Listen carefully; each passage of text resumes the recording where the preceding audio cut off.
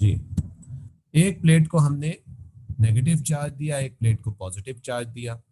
अच्छा, इसी प्लेट्स के दरमियान में, इन्हीं प्लेट्स के बीच में हमने कौन सी फील्ड भी लगा दी? जी बच्चों, कौन सी फील्ड भी लगा दी? अब हमने मैग्नेटिक फील्ड भी लगा दी। और अब हमने वन बाय वन बहुत सारे पॉजिटिवली चार्ज पार्टिकल्स को इसमें भेजा,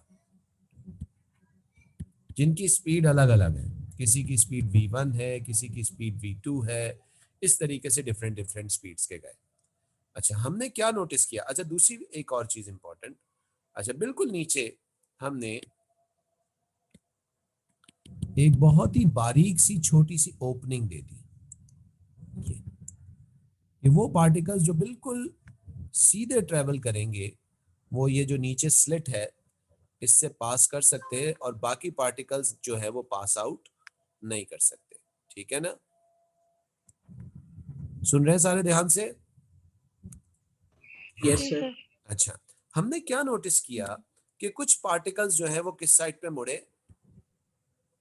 लेफ्ट के ऊपर मुड़े। और कुछ पार्टिकल्स जो है वो किस साइड पे मुड़े? राइट साइड पे मुड़े। और कुछ पार्टिकल्स जो थे वो बिल्कुल सीधे स्ट्रेट स्लिट से पास कर गए। ठीक है, अब वन बाय वन हम पढ़ते हैं कि वो पार्टिकल जो राइट पे मुड़े हैं वो क्यों राइट पे मुड़े, वो पार्टिकल जो लेफ्ट पे मुड़े हैं वो क्यों लेफ्ट पे मुड़े, और कुछ पार्टिकल सीधे क्यों चले गए। तो सबसे पहले बात करते हैं हम लेफ्ट वाले पार्टिकल्स की। तो लेफ्ट वाले पार्टिकल के ऊपर ऑब्वियसली मैग्नेटिक का फोर्स राइट साइड पे लग रहा होगा, है ना? और इलेक्ट्रिकल का फोर्स किस साइड पे लग रहा होगा? लेफ्ट साइड के ऊपर लग रहा होगा। सही है? अच्छा जी, और इनकी जो डिविएशन हुई है वो किस साइड पे हुई है? लेफ्ट के ऊपर हुई है। क्यों डिविएशन लेफ्ट की तरफ हुई है? कौन सा फोर्स ज्यादा बड़ा होगा इन पार्टिकल्स के ऊपर? इलेक्ट्रिक का फोर्स ज्यादा होगा। क्यों इलेक्ट्रिक का फोर्स क्यों ज्यादा होगा मैग्नेटिक से?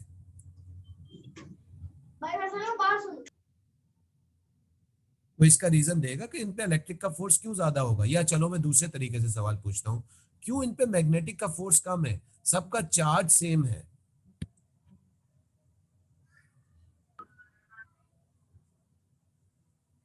जी, इलेक्ट्रिकल का फोर्स मैग्नेटिक का फोर्स क्यों कम होगा? किसकी वजह से जोहा? स्पीड की वजह से। शाबाश जोहा। ये पार्टिकल स्लो होंगे या फास्ट होंगे? ये स्लो होंगे। देखो बेटा, अगर v कम होगा तो उसमें मैग्नेटिक का फोर्स कैसा लगेगा? कम लगेगा। कम लगेगा जब भी, देखो इलेक्ट्रिक का फोर्स तो कांस्टेंट रहेगा। मान लो इलेक्ट्रिक का फोर्स कितना लग रहा है? 10 न्यूटन्स का। लेकिन मैग्नेटिक का फोर्स सिर्फ कितना लगा? 6 न्यूटन्स का, क्योंकि v थी इनकी कम, मैग्नेटिक का फोर्स कम लगा। रिजल्टेंट फोर्स कितना बन गया? 4 न्यूटन। 4 न्यूटन किस तरफ बना? टुवर्ड्स लेफ्ट साइड पे। और ये पार्टिकल किस तरफ टिल्ट हो गया? लेफ्ट की तरफ। राइट वाले पार्टिकल पे आओ, अभी बात खुद ब खुद समझ में आएगी। राइट वाले पार्टिकल क्यों मुड़े? क्योंकि उनपे मैग्नेटिक का फोर्स ज्यादा लगा और इलेक्ट्रिकल का फोर्स कम लगा। इलेक्ट्रिकल का फोर्स तो कांस्टेंट रहा, कितना रहा? 10 न्यूटन का। लेकिन मैग्नेटिक का फोर्स इन पार्टिकल पे थोड़ा सा ज्यादा लग गया। कितना लग गया? 14 न्यूटन का फोर्स लग गया। क्यों 14 न्यूटन का फोर्स लग गया? क्योंकि इनकी स्पीड क्या थी? ज्यादा थी। स्पीड ज्यादा थी। ये फास्ट पार्टिकल थे। हमें ना फास्ट पार्टिकल चाहिए, हमें ना स्लो पार्टिकल चाहिए, हमें एक खास स्पीड के पार्टिकल चाहिए। हमने अपना फिल्टर ऐसा बनाया है कि हमें एक खास पर्टिकुलर स्पीड के पार्टिकल ही मिलेंगे। स्लो वाले लेफ्ट पे डिविएट हो जाएंगे और फास्ट वाले राइट पे डिविएट हो जाएंगे। और जो खास स्पीड के पार्टिकल्स हैं उनके लिए मैग्नेटिक का फोर्स और इलेक्ट्रिक का फोर्स एक दूसरे के लिए क्या होगा? जी, क्या होगा? इक्वल होगा, और वो पार्टिकल सीधे निकल के आ जाएंगे। बात समझ में आई है? जी। छापो इसको। उनैन,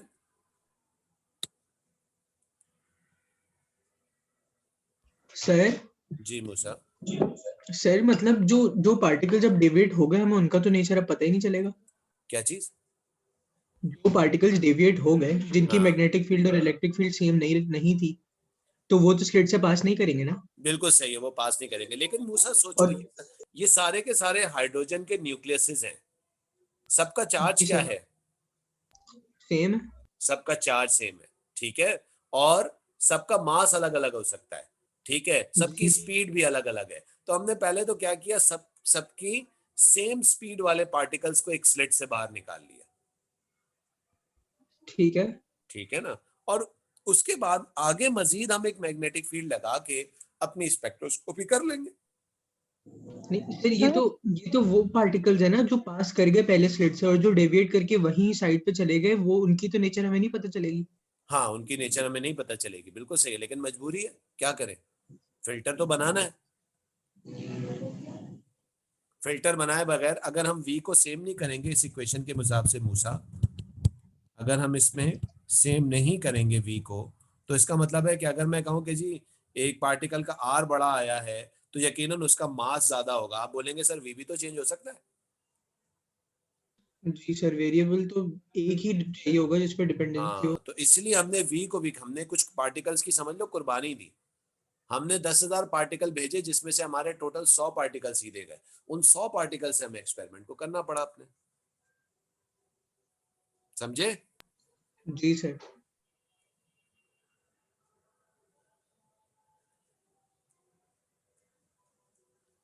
चलिए, छाप लिया यहाँ तक सबने?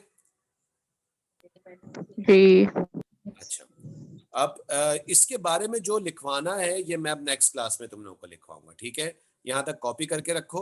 इस चीज को अब मैं नेक्स्ट क्लास के अंदर जो है मैं आप लोगों के साथ डिस्कस करूंगा, सही है।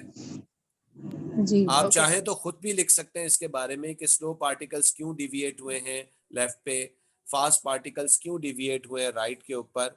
और इस तरीके से आप इसको एक्सप्लेन कर सकते हैं, नहीं तो मैं नेक्स्ट क्लास में इसको प्रॉपरली एक्सप्लेन भी करूंगा, ठीक है भाई। किसी ने कोई सवाल ओके। पूछना है तो पूछ लो। No sir. किसी को सवाल पूछना है कोई? जोहा, माहम, नवीन, Musa, Yasmin, Zoha, no sir. Sir, Ali. No. जी सर जो जैसे आपने एक एग्जांपल दी हुई है कि जो लेफ्ट साइड एक पार्टिकल है लेफ्ट पे डेविएट हुआ, स्लो थोड़ा स्लो होके लेफ्ट पे डेविएट हो गया। अगर स्लो हम उसी था, पार्टिकल को एक स्लो था मूसा, वो स्लो था इसलिए लेफ्ट पे डिविएट हुआ। सर, लेकिन अगर हम इसी पार्टिकल को अगर लाइक जब शूट कर रहे हो तो एक एंगल पे करें और अगर ये स्लिट पास कर जाए। क्या मतलब? हाँ, अगर एक प्रोजेक्टाइल और वो एक एंगल बना के फेंकेंगे तो पास कर सकता है। लेकिन हमने पार्टिकल्स को भेजा कैसे? स्ट्रेट भेजा ना हमने तो। हमारे पास एक पार्टिकल एक्सेलरेटर था, उससे हमने एक छोटी कॉलिमेटेड बीम बना के सब पार्टिकल्स को सीधा सीधा फेंका, बिल्कुल। नहीं, सर मैं ये पूछना चाह रहा हूँ कि जब अगर हमने इस तरह से फॉर एग्जांपल पार्टिकल को पास करा दे किसी एंगल से प्रोजेक्टाइल मोशन के थ्रू, तो हाँ, क्या उसकी वेलोसिटी में फिर भी फर्क आएगा या फिर सेम ही रहेगी। ये फिल्टर से गुजरने के बाद जी सर, भले हमने एट एन एंगल शॉट किया हो। देखो, इलेक्ट्रिक फील्ड जो है वो तो वेलोसिटी को उसके चेंज करेगी। इलेक्ट्रिक फील्ड जो है ना उसमें पार्टिकल प्रोजेक्टाइल मोशन करता है, इसलिए उसकी वेलोसिटी चेंज होती है। मैग्नेटिक फील्ड वेलोसिटी के मैग्नीट्यूड को चेंज नहीं करती है, यानी स्पीड में चेंज नहीं आएगा मैग्नेटिक फील्ड की वजह से, लेकिन इलेक्ट्रिक की वजह से उसकी स्पीड में जरूर चेंज आएगा।